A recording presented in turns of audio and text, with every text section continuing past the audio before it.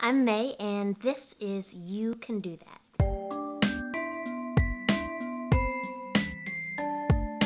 A couple of you have said that you wanted to know what I do. Let's do it. Here's the thing about jobs. Some people have one, some people have lots, and some people do a lot of little things.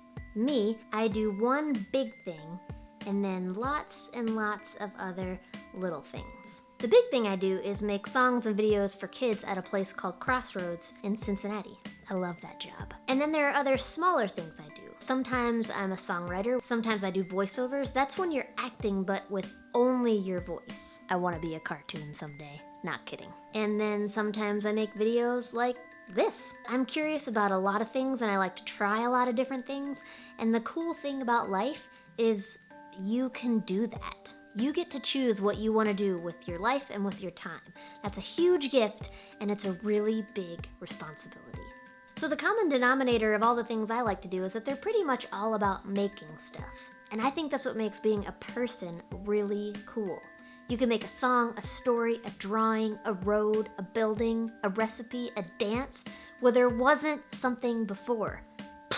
It's totally awesome. A bunch of you gave me questions on Facebook, and I'm gonna answer some of those right now. What do we have here? What are the most fun and most difficult parts of my job? The most fun part of my job is that I get to try lots of new things and I get to experiment with lots of things. And sometimes that's really difficult because I don't exactly know what I'm doing or I'm figuring it out while I do it. So that can sometimes be frustrating, but it's also super exciting. So it's both.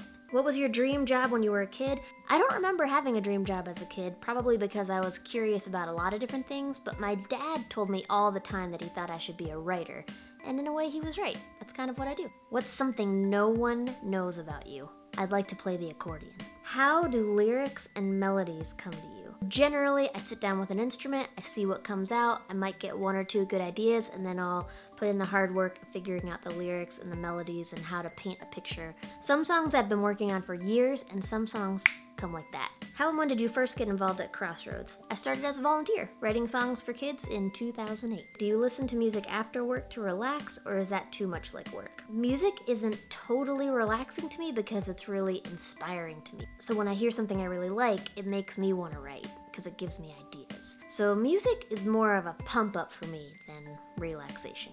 Do you find that a song is almost always being sung in your head unless you're really concentrating on something else? Yes. Tim Klingler wants to know how you come up with new ideas for songs. Well, Tim Klingler, or as I call you, Dad, a lot of times it's something I feel deeply. When I'm really sad, I want to write about it. And when I'm really happy, I want to write about it.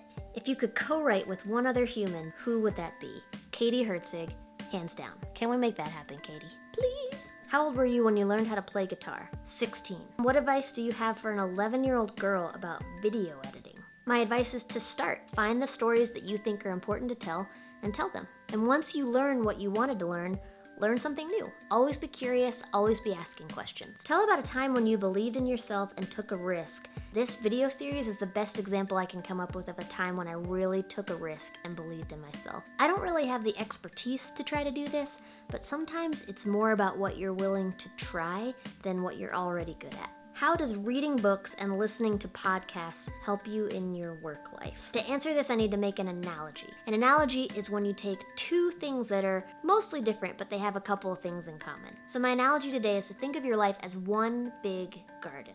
Why don't I show you?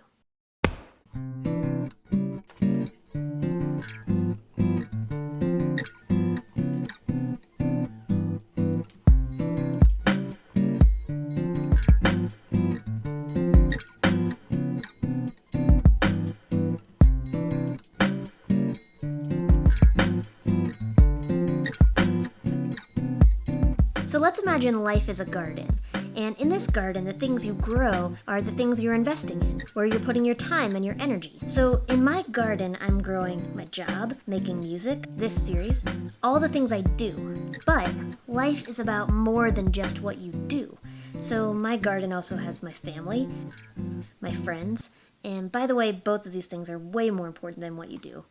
Now, these are the things in my garden, but just like a real garden, nothing's gonna grow here unless it gets watered and cared for and looked after. In this example, I'll be the watering can. You can only water the garden if there's water in the watering can. If it's empty, nothing happens. Nothing gets any care or attention or time, and it all just gets kind of brown and crunchy and fades and withers away. Nothing good happens unless there's water in the watering can. So how do you fill the watering can?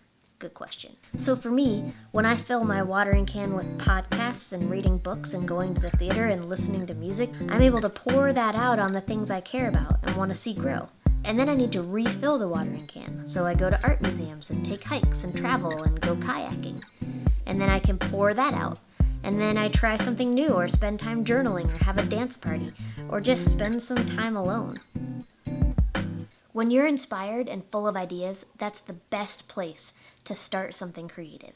So here's my question. What inspires you? What gets you excited? What makes you dream? Do that and then do something with that. Okay, part 2 is coming up in a couple of weeks. I can't wait to show you that you can do what I do. See you then.